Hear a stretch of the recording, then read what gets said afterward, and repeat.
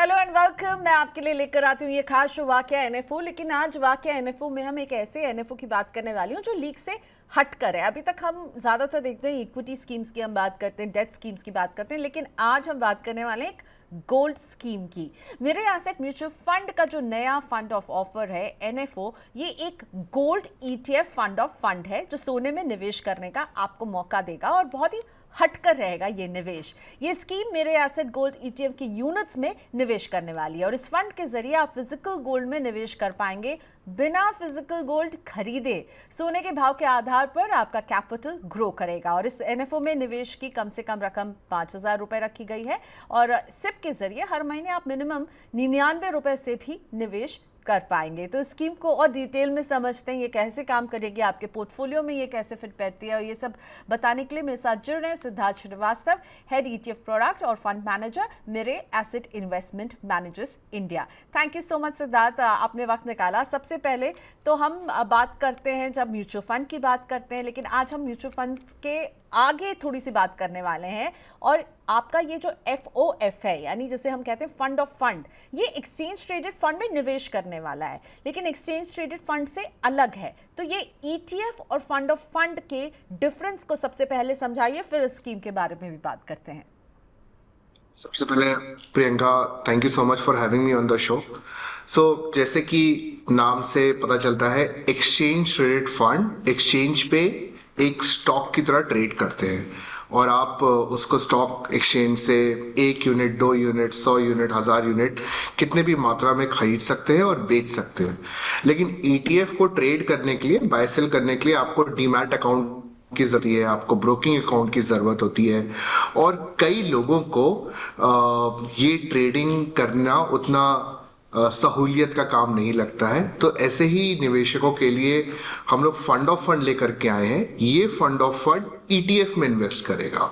तो exchange traded fund ETF gold की direct buying करता है। 1 किलो सोना जो कि 99.5% से ज़्यादा प्योरिटी का एलबीए में सर्टिफाइड गोल्ड बार खरीदता है डायरेक्टली, लेकिन एफओएफ वो ईटीएफ यूनिट्स को एक्वायर करता है। तो ये एक इनडायरेक्ट इन्वेस्टमेंट है गोल्ड में एक तरीके से, by buying ETF unit. So fund of fund का फायदा क्या होता है कि आप एक नॉर्मल म्यूचुअल फंड रूट में जैसे बाय और सेल करते हैं किसी भी म्यूचुअल फंड यूनिट्स को, वैसे ही आप फंड ऑफ फंड में कर सकते हैं। आप उसमें सिप कर सकते हैं, एसटीपीज कर सकते हैं और भी सारे सिस्टमैटिक इन्वेस्टमेंट प्लान्स कर सकते हैं। तो जिन लोगों के लिए ईटीएफ इजी है, जिनके पास डीमैट अकाउंट और ब्रोकिंग अकाउंट है, वो ईटीएफ यूनिट्स डायरेक्टली बाय और सेल कर सकते हैं गोल्ड में एक्सपोजर लेने के लिए। एंड जिन लोगों को एक म्यूचुअल फंड रूट अपनाना है, एसआईपी एसटीपी करनी है, उनके लिए फंड ऑफ फंड थोड़े ज़्यादा सहूलियत देता है और ये भी आपको गोल्ड में एक्सपोजर प्रोवाइड करता है बाय बाइंग और selling the underlying ETF units. Okay, so what I understand कि अगर आप गोल्ड में सिप करना चाहते हैं तो फंड ऑफ फंड आपको वो ऑप्शन देता है। अब सिद्धार्थ मुझे ये बताइए, मेरे एसेट का ये ईटीएफ फंड ऑफ फंड, इसमें क्या खास है, इसमें क्यों किसी को निवेश करना चाहिए? अगर मैं आपसे कहूँ कि आप मुझे कन्विंस कीजिए कि मुझे इसमें निवेश करना है, तो आप क्या बताना चाहेंगे? जितने भी बाजार में ईटीएफ हैं वो as per regulation 1 kg LBA में सर्टिफाइड 995 प्योरिटी या उसके ऊपर की प्योरिटी का गोल्ड लेते हैं। सो अंडरलाइंग एसेट तो सेम ही है। उसके अलावा जो फंड ऑफ फंड है, जैसे मैंने बताया, वो ईटीएफ यूनिट को बाय सेल करता है। तो दोनों के जो काम करने के तरीके हैं अक्रॉस इंडस्ट्री सेम है, ईटीएफ का भी और फंड ऑफ फंड का भी। मेरे एसेट का बेसिकली कोशिश ये रहती है कि हमारे फंड्स सबसे लो कॉस्ट में अवेलेबल रहें, प्लेन वनीला कैटेगरी में, जो कि गोल्ड एक वैसी कैटेगरी है, एक प्लेन वनीला एसेट क्लास है जो कि हमें लगता है कि हर निवेशक के पोर्टफोलियो में होना चाहिए। तो हमारे प्रोडक्ट्स की typically costing on the lower side होती है। तो ये अगर कॉस्ट लो है तो इन्वेस्टर को टिपिकली रिटर्न्स बेटर मिल सकते हैं, because lower cost higher return is investor को आते हैं। तो ये एक फ़ायदा है हमारे प्रोडक्ट में। बाकी अंडरलाइंग कैसे प्रोडक्ट मैनेज होता है वो अक्रॉस इंडस्ट्री सेम ही है। But what is great is इसकी टाइमिंग। अभी हम दिखा भी रहे थे वो प्लेट आपके प्रेजेंटेशन की, ये 28 अक्टूबर को जो है ये रीओपन हो जाएगा निवेश करने के लिए, यानी एकदम closer to Diwali. So do you think Siddharth कि दिवाली के धनतेरस में अगर आपको सोना खरीदना है तो एफओएफ के जरिए एक आप रेगुलर इन्वेस्टमेंट शुरू कर सकते हैं?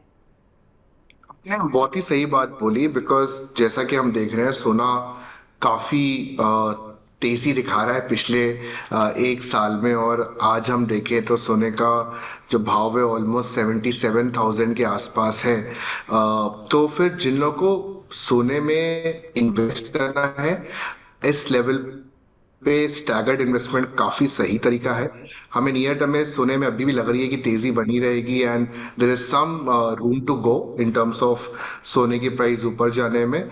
लेकिन एक इस समय अगर सोने में एक्सपोजर लेना है तो SIP STP एक काफी सही तरीका है इस एसेट क्लास में एक्सपोजर लेने के लिए। एब्सोल्युटली 77,000 के रिकॉर्ड लेवल, और हर हफ्ते हम एक नया रिकॉर्ड बनते हुए देख रहे हैं। लेकिन आप केवल 1,000 रुपीज़ की सिप भी करना चाहते हैं तो एफओएफ आपकी मदद करेगा। अच्छा, ETF और फंड ऑफ फंड, इनकी टैक्सेशन के बारे में ज़रा से समझाइए, क्योंकि हमने ETF पे जब एक और शो किया था एक और कंपनी के स्पोक्स पर्सन के साथ, तो वहाँ कमेंट बॉक्स में कई लोगों ने पूछा था कि क्या ETF के टैक्सेशन में क्या होता है, क्या हमें इसमें GST पे करना होता है या नहीं, और सिमिलरली फंड ऑफ फंड पर टैक्सेशन कैसे लगेगा, क्योंकि अंडरलाइंग एसेट गोल्ड है तो गोल्ड की टैक्सेशन के हिसाब से एफओएफ में टैक्स हमें देना है? जी, आई थिंक मैं इसको बहुत ही सिंपल तरीके से समझाऊंगा। दोनों ही माध्यम में अगर आप ETF कर रहे हैं या फिर फंड ऑफ फंड कर रहे हैं, शॉर्ट टर्म कैपिटल गेन्स आपकी टैक्स स्लैब के बेसिस पे होगा, और लॉन्ग टर्म कैपिटल गेन्स 12.5% की रेट पे लगेगा। फर्क बस इतना है कि ETF में लॉन्ग टर्म कैपिटल गेन्स एक साल के बाद ही अप्लाई हो जाता है। तो आपके अगर होल्डिंग पीरियड एक साल के ऊपर है तो आपका जो टैक्स रेट है वो किसी भी गेन्स पे 12.5% हो जाता है। लेकिन फंड ऑफ फंड के केस में क्योंकि वो लिस्टेड नहीं है, इसीलिए लॉन्ग टर्म कैपिटल गेन्स 2 साल के बाद अप्लाई होता है। तो आपको 2 साल होल्ड करना पड़ेगा, उसके बाद ही आपको 12.5% का टैक्स का बेनिफिट जो होता है वो मिल सकता है। और इन दोनों केस में आपको GST एप्लीकेबल या GST से रिलेटेड जो इम्पैक्ट होता है वो कंसिडर करने की जरूरत नहीं है। ओके, सो ETF 12 मंथ है इसका होल्डिंग पीरियड, यानी 1 साल, और एफओएफ का होल्डिंग पीरियड है 2 साल, जिसके बाद इसको लॉन्ग टर्म कैपिटल मान करके 12.5% का टैक्स लगा। ओके, सो नाउ हमने देखा कि कस्टम ड्यूटी पर एक जो अच्छा सा कट आया, ओके, इट्स नाउ ऑलमोस्ट 6% हो गया है, और वर्ल्ड गोल्ड काउंसिल भी कह रहा है कि इस कस्टम ड्यूटी कट ने गोल्ड की डिमांड को पुश किया है। और आपको क्या लगता है कि गोल्ड के प्राइजेस में हम जो रैली देख रहे हैं उसकी वजह से कहीं डिमांड जो है वो घट ना जाए, क्योंकि गोल्ड बहुत महंगा हो रहा है? सो कस्टम ड्यूटी की कट से जो फायदा मिला वो गोल्ड की इस रैली की वजह से कहीं निगेट ना हो जाए? देखिए, 2-3 चीजें हैं इस बार। जो गोल्ड में रैली आई है वो सिर्फ कस्टम ड्यूटी कट और जो इंडिया से ज्वेलरी की डिमांड आई है सिर्फ उसके ऊपर ही निर्भर नहीं कर रही है। इनफैक्ट अगर मैं बोलूं, सबसे ज़्यादा जो गोल्ड में तेज़ी आने का कारण रहा है वो central banks, specially emerging markets के सेंट्रल बैंक्स ने बहुत ही ज़ोर शोर से गोल्ड खरीदा है पिछले 1-1.5 सालों में, तो उसका सपोर्ट मिला है। जियोपॉलिटिकल रिस्क थोड़ा सा बढ़ गया है, स्पेशली मिडिल ईस्ट क्राइसिस की वजह से, तो उससे सपोर्ट मिला है। US ने अपनी इंटरेस्ट रेट कट करना शुरू कर दी है, तो उससे भी सपोर्ट मिला है। एंड साथ ही साथ डॉलर इंडेक्स ऑलमोस्ट 1 साल पहले टॉप आउट हो गया था, और डॉलर इंडेक्स जब भी नीचे जाता है तो गोल्ड के साथ उसका इन्वर्स रिलेशनशिप है, तो उससे भी थोड़ा आपको गोल्ड को सपोर्ट मिला है। तो इस समय अगर हम देखें तो देयर आर मल्टीपल फैक्टर्स, कई सारे फैक्टर्स गोल्ड के फेवर में रहे हैं पिछले 1-1.5 सालों में, जिसकी वजह से गोल्ड में थोड़ी तेजी देखने को मिली है, और इसमें से कई सारे फैक्टर्स सस्टेन भी रहने वाले हैं। अभी मुद्दा ये है कि आने वाले समय में गोल्ड और कितना आगे जा सकता है इस रैली के बाद, जहां पर हमने 1 साल में ऑलमोस्ट 30% के ऊपर की तेजी देखी हुई है गोल्ड के रिटर्न्स में। तो मुद्दा ये है, जहां तक इंटरनल ज्वेलरी बाइंग की बात है, प्रियंका आपको पता ही होगा, काफी कुछ ज्वेलरी बाइंग जो होती है वो सॉर्ट्स ऑफ लोग करते ही हैं।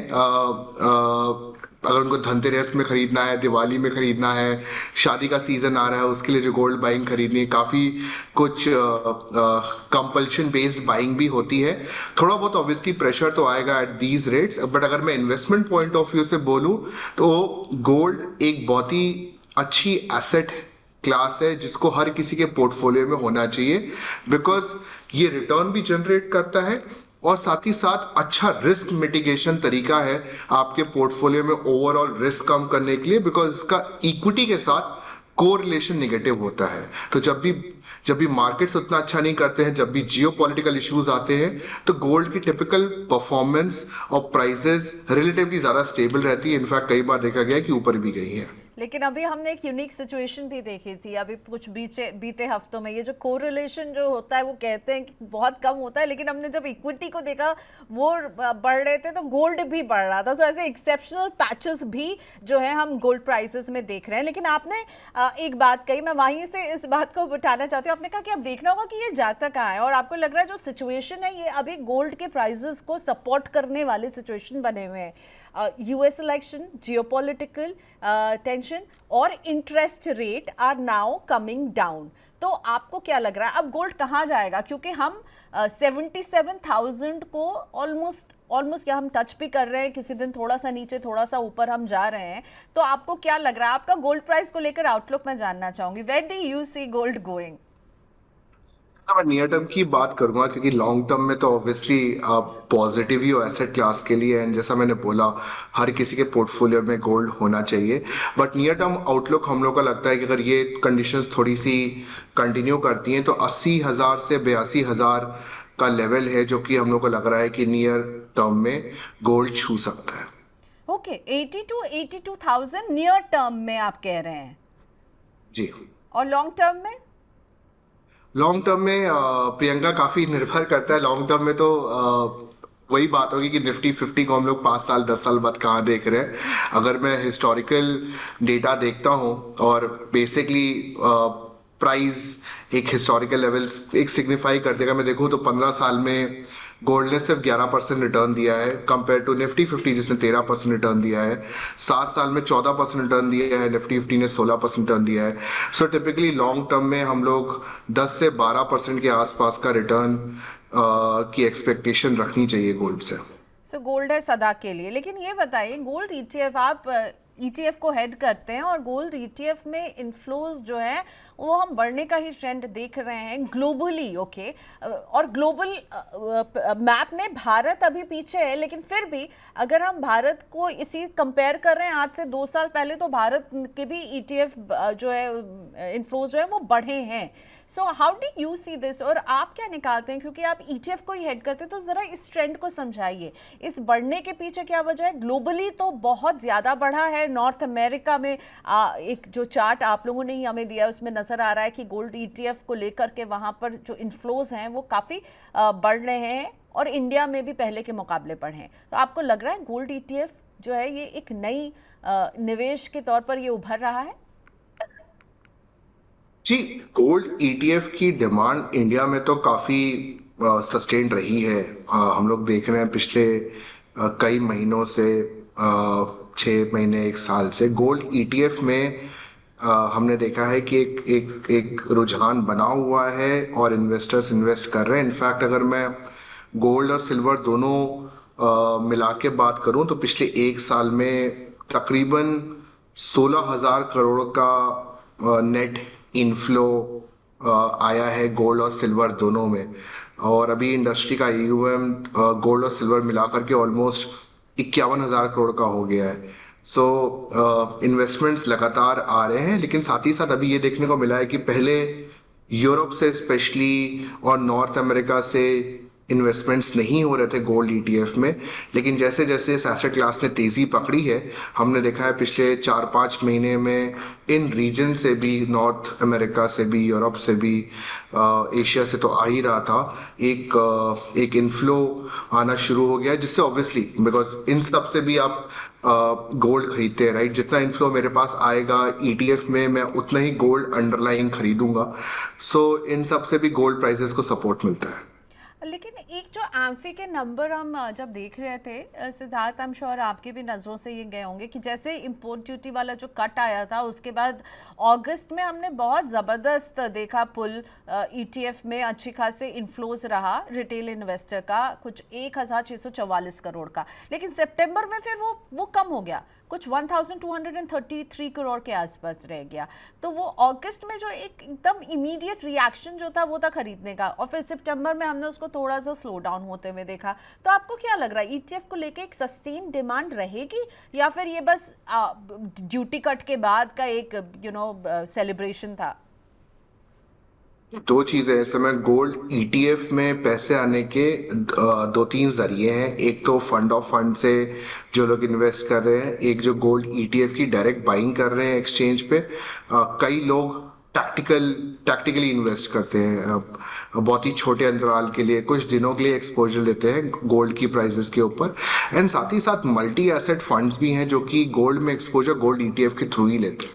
सो इन तीनों जगह से इनफ्लोज एंड आउटफ्लोज आते हैं, और मुझे लग रहा है इसी गोल्ड में बाई करने का रीजन एक और लोगों का इस समय है कि इक्विटी में वैल्यूएशंस कहीं ज्यादा होके रखे हुए हैं। गोल्ड भी एक्चुअली काफी रीजनेबली हाई लेवल पे है, लेकिन इसी वजह से लोग थोड़ा डाइवर्सिफाई कर रहे हैं, सिर्फ एक ही जगह पे निवेश नहीं कर रहे हैं। इसलिए मुझे लगता है कि गोल्ड ईटीएफ में इंडियन मार्केट्स में इनफ्लोज कंटिन्यू रहेंगे। लेकिन हाँ, अगर आप मुझसे पूछेंगे गोल्ड में ज्यादा रहेगा कि सिल्वर में ज्यादा रहेगा, तो मैं सिल्वर शायद बोलूंगा कि सिल्वर में शायद रिलेटिवली, क्योंकि सिल्वर एक छोटी एसेट क्लास है, तो from a percentage point of view silver में थोड़ा ज्यादा इन्फ्लो रहेगा कंपेयर टू गोल्ड। ओके, अब मैं बात करना चाहूँगी कि पोर्टफोलियो में हमेशा एक्सपर्ट्स कहते हैं 10 से 15% एलोकेशन आपको गोल्ड में रखना चाहिए।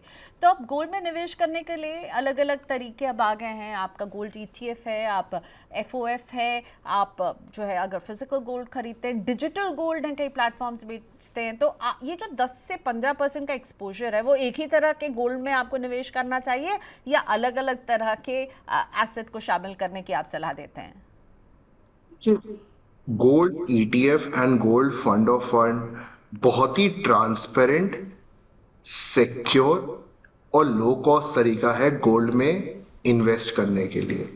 यहाँ पे from a regulation point of view मुझे LBMA which is London Bullion certified gold ही मैं खरीद सकता हूँ। 995 प्योरिटी है उसके ऊपर की प्योरिटी का गोल्ड ही खरीद सकता हूँ, और टिपिकली हम लोग 1 kg के बार में खरीदते हैं। एंड ये एक वॉल्ट में प्रॉपरली सिक्योर्ड रहता है। और यहाँ पे आपको जो टीईआर होता है, जैसे हमारे केस में गोल्ड ईटीएफ का टीईआर अराउंड 35 बेसिस पॉइंट है। सो ये काफ़ी एक transparent, low cost, safe and secure तरीका है। So I think I always say कि आप ईटीएफ और फंड ऑफ फंड चुनिए। ईटीएफ चुनना है वो आपके ऊपर निर्भर करता है। अगर आपके पास डीमैट अकाउंट है, ब्रोकिंग अकाउंट है, आप एक्सचेंज से आराम से बाय सेल कर सकते हैं, तो वो माध्यम यूज करिए। अगर आपको एसआईपी एसटीपी यूज करनी है, या फिर आपके पास डीमैट अकाउंट नहीं है, ब्रोकिंग अकाउंट नहीं है, तो आप फंड ऑफ फंड का तरीका यूज करिए। दोनों बहुत ही अच्छे मीडियम है गोल्ड में इन्वेस्ट करने के लिए। ऑलराइट, तो ये मुझे ये बताइए कि आप किसे सजेस्ट करेंगे कि आपके पास एक मेरे एसेट का गोल्ड ईटीएफ एफओएफ होना चाहिए, और किससे सजेस्ट करेंगे, इससे मेरा मतलब है कि कितने समय के लिए किसी को चूज़ करना चाहिए, अपने पोर्टफोलियो का कितना हिस्सा एलोकेट करना चाहिए। एक इन्वेस्टर अगर ये जानना चाहे तो उन्हें क्या बताएंगे आप सिद्धार्थ? तो जैसा आपने बोला अराउंड 5 to 10%, 10% इज अ काफी सही नंबर है। उतना टारगेट करना चाहिए अपने ओवरऑल पोर्टफोलियो में गोल्ड का एक्सपोजर लेने के लिए। And time horizon point of view से आपको ऑब्वियसली लंबे अंतराल के लिए देखना पड़ेगा। आई थिंक काफ़ी क्लीशेड आंसर है, हर कोई लंबे अंतराल के लिए इन्वेस्टमेंट बोलता है, लेकिन जब भी आप एक पोर्टफोलियो बिल्ड कर रहे हैं तो आप 5 साल 7 साल 10 साल का व्यू लेकर के इन्वेस्ट करिए। एंड गोल्ड में भी आपका व्यू उतने लंबे टाइम के लिए होना चाहिए। एक बहुत ही अच्छी चीज है ईटीएफ और फंड ऑफ फंड में कि टैक्टिकली आपको लग रहा है कि आपको गोल्ड एकदम से अट्रैक्टिव लगने लग जाए तो आप 1-2% टैक्टिकल कॉल ले सकते हैं, जो कि आपको गोल्ड बार और सिल्वर बार लेने में शायद उतना सहूलियत ना मिले, बट वो काम आप ईटीएफ में कर सकते हैं। अगर आपको गोल्ड में डिप दिखाई देता है, लेट से 2-3% से प्राइस करेक्ट होती है, लेकिन आप सिंपली जा करके अपने ब्रोकिंग अकाउंट से गोल्ड ईटीएफ खरीद सकते हैं 2-3% लोअर प्राइस पे। सो वो टैक्टिकल इन्वेस्टमेंट भी अलाउ करता है ईटीएफ स्पेशली। एंड इन चीज़ों को यूज़ करके एक लॉन्ग टर्म पोर्टफोलियो बनाइए। एट दीज लेवल्स गोल्ड जहाँ पे है, मुझे लगता है एटलीस्ट 5-7 साल का के लिए ही इन्वेस्टर को निवेश करना चाहिए। एंड टैक्टिकली कॉल लेनी चाहिए जब भी आपको डिप दिख रहा है गोल्ड में या सिल्वर में, करेक्शंस आ रहे हैं, देन आप अपने पोर्टफोलियो में ऐड ऑन कर सकते हैं। मुझे ये बताइए, क्योंकि अगर कोई निवेश करेगा तो उसको जानना है कि भाई रिटर्न कैसा मिलेगा, तो आप हमारे लिए रिटर्न को कैसे जो है डीकोड करेंगे अगर कोई गोल्ड के एफओएफ में निवेश करता है तो? देखिए, सबसे सही तरीका यही है कि आप हिस्टोरिकल थोड़ा देखिए गोल्ड लॉन्ग टर्म में कैसा परफॉर्म किया है। एंड वो एक इंडिकेशन देता है। जब भी हम इक्विटी मार्केट की बात करते हैं तो बोलते हैं कि लो टीन रिटर्न इज समथिंग जो कि आप इंडिया से ब्रॉड मार्केट से एक्सपेक्ट कर सकते हैं। जैसे निफ्टी 15 है फॉर एग्जांपल, 10 साल में ऑलमोस्ट 14% रिटर्न दिए, 15 साल में 13% रिटर्न दिए। तो अगर आप राउंड एवरेज बोलेंगे 13 से 15%, जो कि लोग इक्विटी मार्केट के लिए बोलते हैं, एक ब्रॉड मार्केट के लिए। सिमिलरली गोल्ड में अगर मैं बोलूंगा तो लुकिंग एट हिस्टोरिकल डेटा, 15 साल में 11.1% रिटर्न दिया है, 10 साल में ऑलमोस्ट 11% रिटर्न दिया है। So I think at these levels I will say कि टिपिकली अराउंड 10-11% रिटर्न की एक्सपेक्टेशन होनी चाहिए फ्रॉम गोल्ड। बट अगर आप टैक्टिकली ऐड करते रहेंगे एट डेप्थ तो आप रियलाइज रिटर्न्स को थोड़ा बढ़ा सकते हैं। सो गोल्ड के यूनिवर्स में एक बड़ा चेंज हमने देखा कि सरकार ने जो है गोल्ड बॉन्ड को लेकर के एक तरह से कुछ बोला नहीं है ऑफिशियली, हमारे पास कोई जानकारी नहीं है, पर सिर्फ नंबर्स ये बता रहे हैं कि इस साल गोल्ड बॉन्ड का कोई भी ट्रांच सामने नहीं आया है। आरबीआई ने एक तरह से अपनी चिंता जाहिर की है, उनको इसमें जिस तरह का आउटफ्लो ब्याज जो दे रही है सरकार, तो अब लग नहीं रहा है कि गोल्ड बॉन्ड की सीरीज जो है वो हम नई आते हुए देखेंगे। तो ऐसे में मुझे लगता है एक बहुत ही फेवरेट और बेस्ट इन्वेस्टमेंट का जरिया था वो तो हमारे जैसे निवेशकों के हाथ से निकल गया। तो अगर गोल्ड बॉन्ड नहीं तो फिर क्या ईटीएफ सही या एफओएफ सही? Siddharth, your take.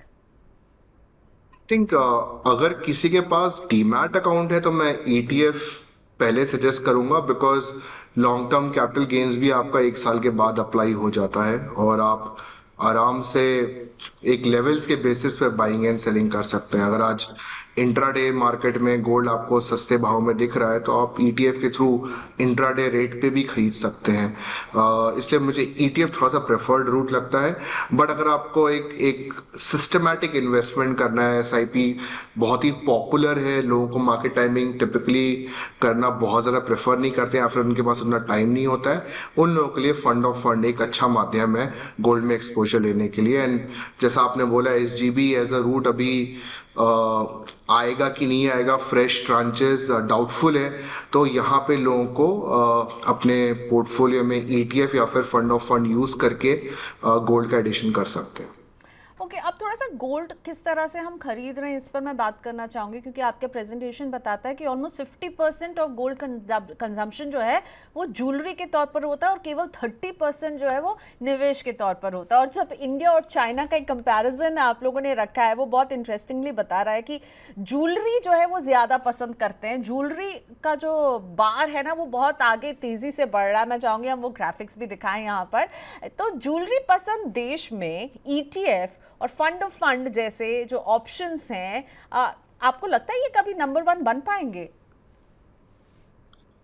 To be honest फासला काफ़ी ज़्यादा है दोनों के बीच में, तो नियर टर्म मीडियम टर्म में तो मुझे नहीं लगता है कि ईटीएफ का एयूएम और इनफ्लोज वो रहेंगे जो कि हम लोग ज्वेलरी मार्केट में देख रहे हैं। लेकिन ऑब्वियसली एक्सपेक्टेशंस है कि ये रूट भी उतना ही पॉपुलर होना चाहिए।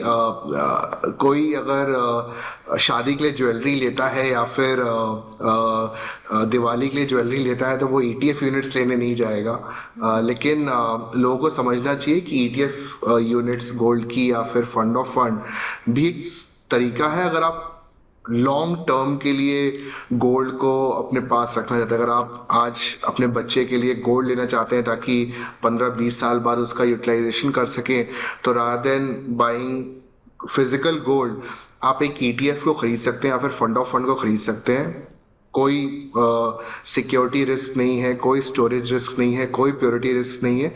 एंड देन जब आपको 15-20 साल बाद उसका यूज करना है, उस टाइम पे आप बेच करके उस वैल्यू से गोल्ड ज्वेलरी या फिर गोल्ड कॉइन कुछ भी खरीद सकते हैं। तो आई थिंक जैसे जैसे लोगों को लगेगा कि एक सरल तरीका है गोल्ड की प्राइस को पकड़े रहने का, एंड जब ज़रूरत हो रिडीम करके उसको फिजिकल गोल्ड में कन्वर्ट करने का, आई थिंक वैसे वैसे gold ETF end fund of fund की पॉपुलैरिटी बढ़ेगी। लेकिन अभी आई थिंक अभी वो दिन काफ़ी दूर है कि जितना ज्वेलरी कंजम्पशन है उसके आसपास भी हम लोग इन्फ्लुएंस देखें ईटीएफ और fund of fund. Okay, so jewellery अभी भी बाजी मारती हुई, तो दिवाली में जो है सोने और चांदी के सिक्के की जगह आप कहेंगे कि अपने पैसे को थोड़ा सा डिवाइड कर लीजिए, क्योंकि शुभ माना जाता है भाई सोने और चांदी का सिक्का। अगर मैं भी अपने घर में जा कर के अपनी मदर को कहूँगी कि भाई सोने चांदी का सिक्का नहीं, तुम ईटीएफ या एफओएफ आप खरीदिए, तो वो मानने वाली नहीं है। लेकिन मुझे लगता है क्यों मिडवे निकाला जा सकता है ना सिद्धार्थ, कि अगर आप सोना और चांदी का सिक्का जो है खरीदना ही है, तो आप आधा पैसा अगर डीमैट चलाते हैं तो फिर ईटीएफ में डालिए या आधा पैसा एफओएफ में डालिए। Siddharth, what do you think?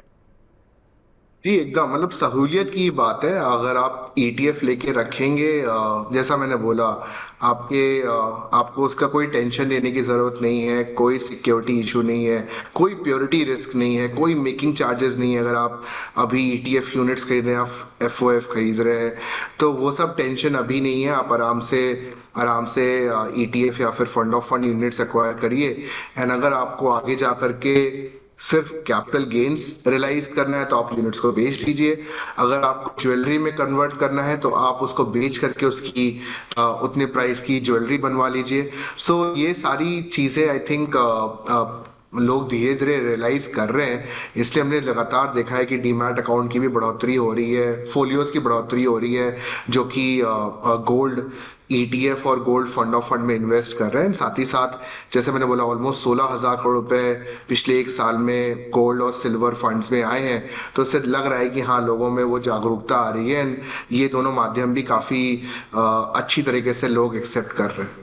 तो आपकी कंपनी आप लोग लेकर आए गोल्ड का एफओएफ, वो भी ठीक दिवाली के ठीक पहले, कि लोगों को समझाएं कि भाई गोल्ड में आप अपने निवेश का तरीका बदलिए।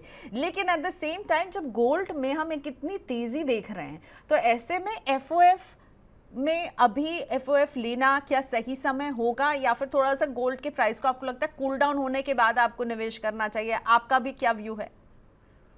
मुझे लगता है थोड़ा सा स्टैगर्ड इन्वेस्टमेंट करना चाहिए। ऑब्वियसली हमने पिछले कुछ महीनों में देखा भी है कि गोल्ड और सिल्वर दोनों की प्राइसेस थोड़ी वॉलेटाइल रही हैं। थोड़ा करेक्शन भी देखने को मिला है, बहुत ज़्यादा डीप नहीं, लेकिन फिर भी करेक्शन देखने को मिला है। तो एक स्टैगर्ड वे में इन्वेस्ट करिए गोल्ड में। और जब आप गोल्ड में इन्वेस्ट करें तो ये सोच के करिए कि आप लॉन्ग टर्म के लिए इन्वेस्ट कर रहे हैं। तो स्टैगर्ड इन्वेस्टमेंट इज समथिंग जो कि मैं अभी प्रेफर करूंगा गोल्ड में। ओके, और स्टैगर्ड इन्वेस्टमेंट करने का सबसे अच्छा जरिया हो सकता है कि आप सिप शुरू कीजिए। सिस्टमैटिक इन्वेस्टमेंट के जरिए आप एफओएफ में निवेश करना शुरू कर सकते हैं। तो गोल्ड का बिल्कुल एक नया तरीका, एफओएफ पहले भी थे, लेकिन मुझे लगता है दिवाली के पहले की टाइमिंग बहुत अच्छी है। Siddharth, thank you so much, best of luck with your new fund, and शुक्रिया हमसे बात करने के लिए। Thank you so much Priyanka for having me on the show. Happy Diwali to you. Happy Diwali to you too. Okay, so आज की बातचीत यहीं हम रैप अप करते हैं। सो गोल्ड में अगर आप निवेश करना चाहते हैं और गोल्ड की कीमतें आपको आसमान पर लग रही हैं, और आप गोल्ड में छोटा निवेश करना चाहते हैं, यानी आपकी जेब जितना अलाउ करेगी उतना निवेश करना चाहते हैं, तो फंड ऑफ फंड के इस ऑप्शन को एक बार ज़रूर समझिएगा, क्या पता आपके काम का निकल जाए। आज के लिए इतना ही, बाय बाय।